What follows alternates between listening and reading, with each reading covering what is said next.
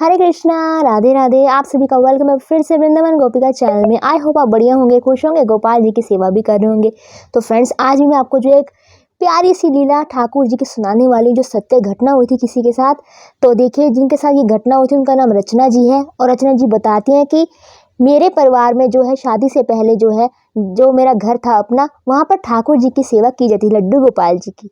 तो जब उनकी शादी हो गई, वो दूसरे घर में चली गई, अपने ससुराल में चली गई, तो उन्होंने वहाँ जाकर देखा कि यहाँ पे तो लड्डू गोपाल जी की सेवा नहीं की जाती है। सिर्फ जैसे कि भगवान जी होते हैं, जैसे शिव जी हो गए, माता जी हो गई, उनकी पूजा की जाती है। तो उनको पता भी नहीं था इतना कि लड्डू गोपाल जी कौन होते हैं। तो फिर वो जो है कि कुछ दिन तो अपना जो गुजारा करती हैं, और उसके बाद जो है उनको लड्डू गोपाल जी की याद आने लगती, क्योंकि उनके अपने मायके में ठाकुर जी की रोज़ सेवा होती थी। तो फिर वो जो है, अब वो जो है बहुत परेशान होने लगी, गोपाल जी को याद आने लगी।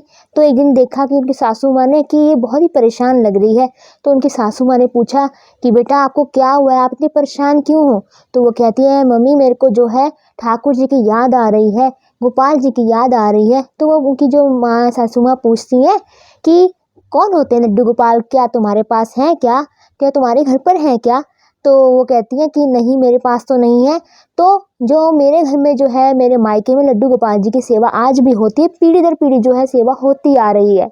तो जो उनकी सासू माँ होती है वो सुनकर बहुत ही अचंभित हो जाती हैं कि पीढ़ी दर पीढ़ी सेवा होती है गोपाल जी की। तो वो कहती है, अगर बेटा आपका मन है तो आप ज़रूर लेकर आओ, आप सेवा करना चाहते हो, आपको याद आ रही है बार बार, तो आप जाकर जो है लड्डू गोपाल जी ले आओ और घर में स्थापित करो। ये बहुत बड़ी अच्छी बात है। तो क्या करते हैं, लड्डू गोपाल जी घर में ले आते हैं और फिर ठाकुर जी की सेवा करने लगता है। पूरा परिवार इतना खुश रहता है, पूरा परिवार, जिन्होंने कभी लड्डू गोपाल जी देखे भी नहीं होते हैं, तो उनको बहुत ही प्यारे लगते हैं। सभी जो है घर के मेंबर पूजा आरती करते हैं गोपाल जी की।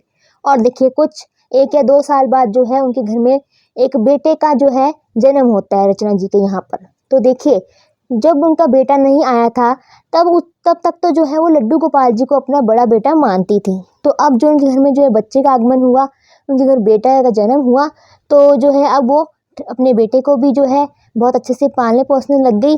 और देखिए, जैसे कि उनको बड़ा बेटा मानती थी गोपाल जी को, तो गोपाल जी की सेवा उसी प्रकार करती जैसे वो पहले करती थी।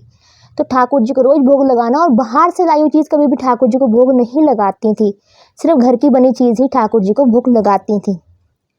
तो अब हुआ क्या, घर में बच्चे का आगमन हुआ, बच्चा पैदा हुआ, तो वो जो है अपने बच्चे को जो है बहुत ही खिलाने लगी, उनको भी जो है सेवा करने लगी। जैसे कि लड्डू गोपाल जी की करती थी, वैसे अपने बच्चे की भी करती थी। फिर अब होता है कि जब उनका बच्चा बड़ा हो जाता है, चलने लायक हो जाता है, बोलने लायक हो जाता है और खाना पीना शुरू कर देता है, तो क्या करती हैं, अपने बेटे को जो है चॉकलेट ला कर देती हैं। तो चॉकलेट जो है, आपको पता है कि सभी बच्चे बहुत पसंद करते हैं, तो ऐसे उनका बेटा भी पसंद करने लग गया बाहर की चीज़ें खाना, जैसे चॉकलेट होगी, टॉफ़ी होगी, ऐसी चीज़ें उनको बहुत पसंद आने लगी उनके बेटे को। तो करती क्या कि जो भी ठाकुर जी को, यानी कि जो भी घर में चीज़ आती थी, सबसे पहले तो गोपाल जी को ही भोग लगाती थी। वैसे तो जो बाहर की चीज़ बनी बनाई होती वो कम ही लगाती थी, पर ऐसे टॉफ़ी चॉकलेट होगी, इनका जो है भोग वो जो है सोचती थी कि अच्छा नहीं है लगाना, क्योंकि वो बाहर की चीज़ें बनी होती हैं। तो अब क्या, उनके घर में एक रूल था कि जो भी चीज़ है ठाकुर जी को सबसे पहले देनी है। तो जो उनका बेटा था छोटा, वो भी देखता था कि गोपाल जी की सेवा मम्मी करती हैं, और मम्मी जो है जो भी चीज़ बनाती है वो घर पर जो है ठाकुर जी को पहले देती हैं। तो वो सोचता कि मम्मी ने मुझे चॉकलेट दी है, तो मैं भी ठाकुर जी को जो चॉकलेट का भोग लगाता हूँ। तो जो बच्चा बालक था छोटा सा, वो भी ठाकुर जी को जाकर जो है चॉकलेट देता है, अपना बड़ा भैया मानता है, बड़ा भैया गोपाल बोलता है उन्हें वो। तो चॉकलेट जाके उनको दे देता है।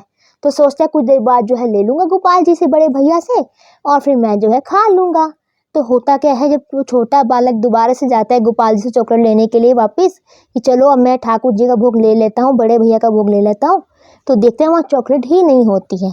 तो अब होता क्या है, बच्चा तो परेशान हो जाता है कि कहाँ चली गई चॉकलेट, भैया ने खा ली क्या? तो अब जाके मम्मी को अपनी बताता है, रचना जी को, मम्मी मम्मी मेरी चॉकलेट तो भैया खा गए, बड़े भैया। तो वो जो है, अब रचना जी जो है सुनकर हैरान हो जाती, कौन से बड़े भैया तुम्हारे? तो कहता है, बड़े भैया गोपाल जी हमारे, तो वो चॉकलेट खा गए हैं मेरी। तो मैया कहती है उसकी, यानी कि रचना जी कहते हैं कि नहीं नहीं, तू झूठ बोल रहा है, तुझे तो और खानी है अभी, तो इसलिए तू दोबारा दोबारा मांग रहा है। और फिर बाद में रचना जी सोचने लगी कि मैंने अभी तो चॉकलेट दिया था, तो दोबारा क्यों मांगने आ गया, और ये वैसे भी धीरे धीरे खाता है चॉकलेट। तो उन्होंने थोड़ा सा ध्यान नहीं दिया, उनको लगा ऐसे ही बोल रहा है ये। तो अगले दिन फिर से जो है रचना जी चॉकलेट देती है अपने बेटे को, क्योंकि उसके बेटे को बहुत आदत थी चॉकलेट खाने की। तो फिर दोबारा से जो चॉकलेट है वो ठाकुर जी को देने चल जाता है, बड़े भैया को, अपने गोपाल जी को। तो फिर से सोचते हैं कि मैं ले लूँगा ठाकुर जी से। तो फिर होता कि फिर गोपाल जी उसकी चॉकलेट खा जाते हैं। तो अब होता क्या है, वो फिर से मम्मी के पास जाता है, अपनी रचना जी के पास, कि मम्मी मम्मी गोपाल भैया ने चॉकलेट खा ली है मेरी। तो उनको विश्वास ही नहीं होता है रचना जी को कि चॉकलेट खा सकते हैं लड्डू गोपाल जी। तो वो सोचती हैं चलो मैं देख के आती हूँ, कहीं इसने गिर तो नहीं दी, तो या फिर ये छुपा तो नहीं रहा, इसने और लेनी होगी इसलिए ऐसे कर रहा है। तो जो है सारा घर वो छांट मारती हैं, पर उनको चॉकलेट कहीं नहीं दिखाई देती है। और फिर जो अपने गली के इधर उधर भी देखती हैं, खिड़की के पास भी देखती हैं, कहीं भी उनको रैपर तक भी नहीं दिखाई देता है। तो अब देखिए, फिर वो सोचती हैं कि नहीं नहीं इसने कुछ किया होगा ऐसा। तो अब होता क्या है देखिए, एक घटना के साथ और बड़ी होती है, जिसको सुनकर आप भी हैरान हो जाएंगे।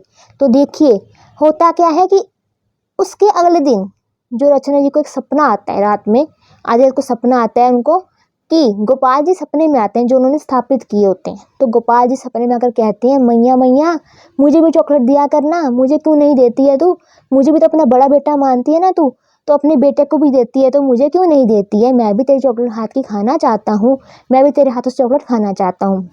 तो अब जो है रचना जी जो है एकदम से उठ जाती हैं आधी रात को सपना देखकर, और फिर उनको याद आता है कि जो मेरे पास गोपाल जी वही सपने में आकर बोल रहे हैं कि चॉकलेट क्यों नहीं देती है मुझे, क्योंकि वो बाहर का भोग नहीं लगाती हैं ठाकुर जी को इतना, तो अपने बच्चे को तो दे देती हैं पर ठाकुर जी को नहीं देती, क्योंकि ठाकुर जी को अपना पुत्र तो मानती हैं पर बहुत ध्यान रखती हैं।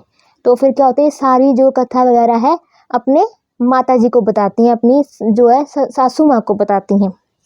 अब सासू माँ कहती है कि अच्छा तुम्हारे साथ ऐसा हुआ, ठाकुर जी सपने में आ गए तुम्हें बोलने के लिए।